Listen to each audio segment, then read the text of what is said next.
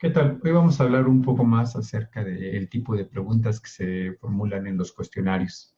Mencionamos en la cápsula anterior que existían principalmente dos tipos de preguntas, que son las abiertas y las cerradas. Y hablábamos un poquito de manera general acerca de cada una. En esta presentación vamos a hablar un poquito a más detalle de cada uno de estos tipos de preguntas. ¿Ok? Vamos a comenzar con la presentación que preparé para esta ocasión. Bueno, se llama preguntas abiertas y cerradas.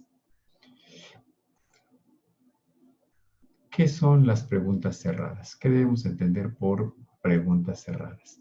Bueno, pues son aquellas que, como su nombre lo dice, tienen un número limitado o exacto de respuestas. Puede ser una sola, dos, tres, cuatro o quizás cinco, pero de ese número no pasa. En ese sentido son un universo cerrado de respuestas las que son posibles de dar ante una pregunta. ¿Sí? También este tipo de preguntas son aquellas que pueden formularse, como decíamos hace un momento, como falsas o verdaderas, o bien de opción múltiple, o bien con un número finito de respuestas.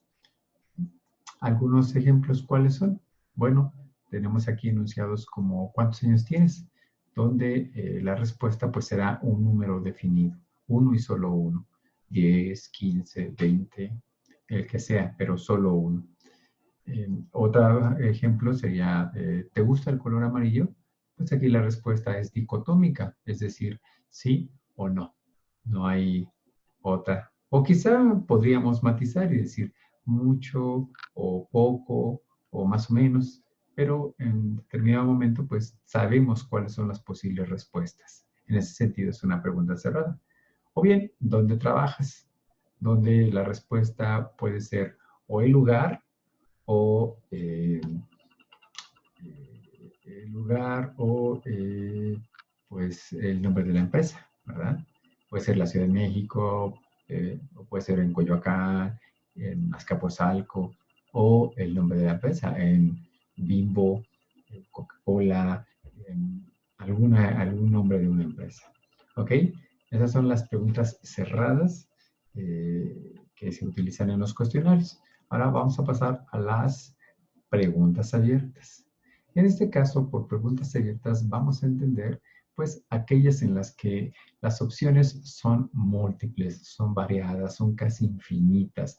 Depende del entrevistado, ¿verdad? El tipo de respuesta que se va a dar, ¿sí? Y la respuesta que daría un entrevistado, pues sería muy diferente a la que da otro entrevistado. Porque cada uno va a tener su propio punto de vista. Aquí en este tipo de preguntas, en las preguntas abiertas, se presta mucho para la subjetividad y para la expresión del punto de vista particular de cada persona. ¿Okay? Otra característica también es que en ese sentido, pues las preguntas abiertas van a dar lugar a que el entrevistado se pueda explayar en lo que está diciendo y que desarrolle la respuesta, que su respuesta no sea una palabra o una frase, sino un conjunto de oraciones o de expresiones que forman una exposición muchas veces. De cada pregunta se podría hacer una exposición con la respuesta que se da, ¿sí? Debido a eso, a que hay infinitas posibilidades.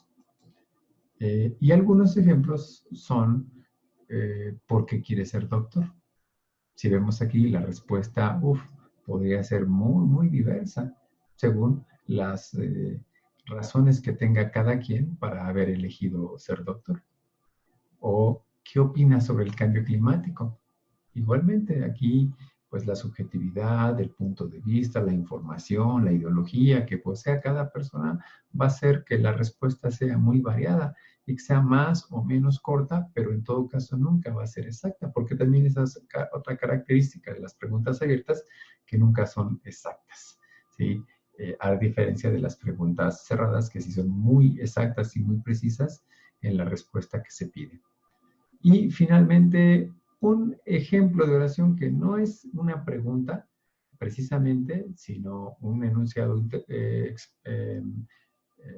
imperativo, una orden, pero que también permite que al hacerle esa petición o esa exhortación al entrevistado, pues éste se explaye en responder, en explicar lo que se le está preguntando, lo que se le está pidiendo. ¿Sí? Entonces, cuando se hace un cuestionario, sí son preguntas principalmente, pero ya no solo preguntas, como vemos en este último caso, sino también pueden ser enunciados o oraciones de tipo